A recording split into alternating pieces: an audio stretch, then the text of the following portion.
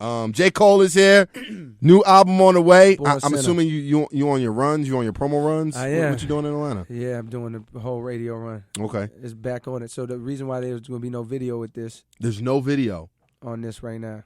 There's no video to Power Trip. On Power Trip. I'm just saying. Last time we did this, we had a video interacting. I don't know, but I don't know if you just didn't have it. I didn't have time. I was rushing. Well, I would have asked anyways that we didn't because I'm just now getting into the swing of the radio. Okay. And I don't want that. I'm doing 4 or 5 stations a day. Sometimes 10 a week. I don't want 10 videos coming out every week. That. So well, I'm gonna put the audio out anyway. Yeah, of course. Yeah. I appreciate it. 'Cause I know you're a real. If you listen to the audio, if you don't catch your show and you listen to a J. Cole interview, I know you really care. Absolutely. A lot of people just watch a video, but if you listen to that audio, I know you really. If you're listening now, other than live, you know what I mean, then you care. We're fresh from CIAA. How was your Charlotte experience this year? It was dope, man. It was dope. I didn't get no party, so I could just go down there and hang out all weekend. So why did you do that purposely? Yeah, purposely. Okay. So I could chill and relax. I didn't want to have to feel like I was working. Okay. For what reason though? I mean, because sometimes it's your state, Yeah, exactly. So I wanted to have the freedom to bounce around and show my face wherever. Okay.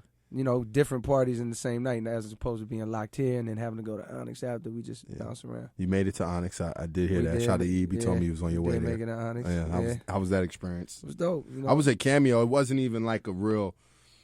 It didn't get the real strip club feel because it was so much of a club. Right? Yeah. It's like the Grammys in there. Tip was there. Yeah. Chris Brown, and Jeezy, and Meek, and Pusha, and Fab. It was, I mean, it's like. Yeah, I was missing. The girls, you was. That was a Saturday, right? That was Friday. I went Saturday, too, when Drake was there. Got it. Drake came. I don't know if anybody else came. You know what I did on Friday? I did the grits and biscuits joint. Okay. Because we know somebody that throws that.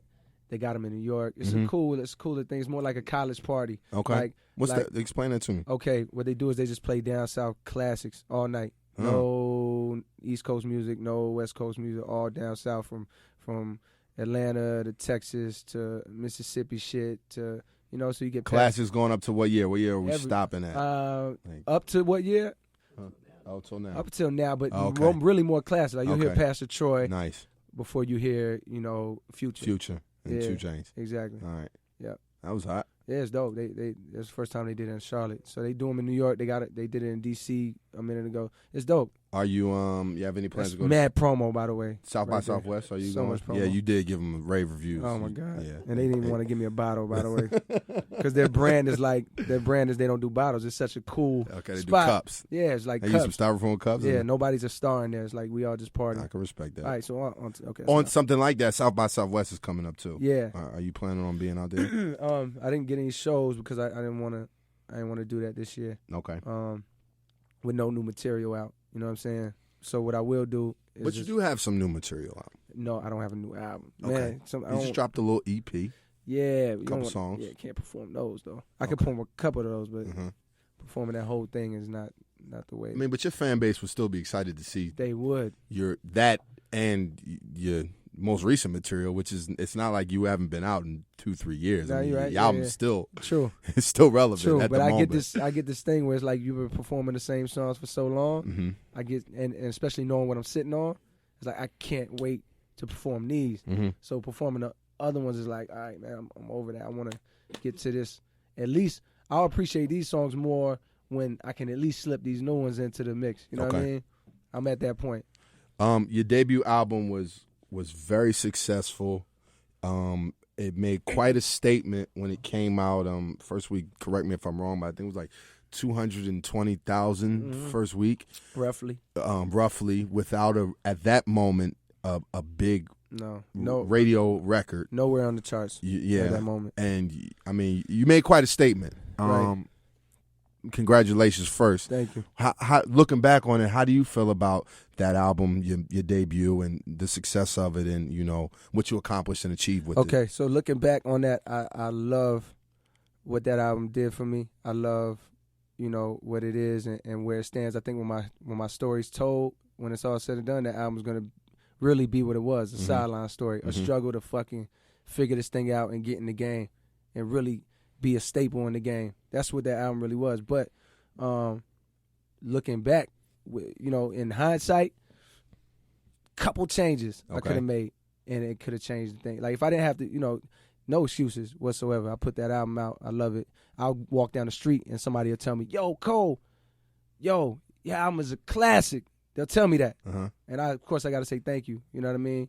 But I know that in my heart what it could have been. Okay. You know what I mean? So I feel like a couple of things, if I didn't have to waste them on Friday Night Lights, you know what I mean? So the records on the mixtape you would have oh my God, yeah. held for the album. Those songs on Friday Night Lights were album songs. You know what I mean? Definitely. But everything happens for a reason. I'm a firm believer in that. You know what I mean? So I'm grateful as hell for what that album did for me. Did you know that Nobody's Perfect was going to do what it did?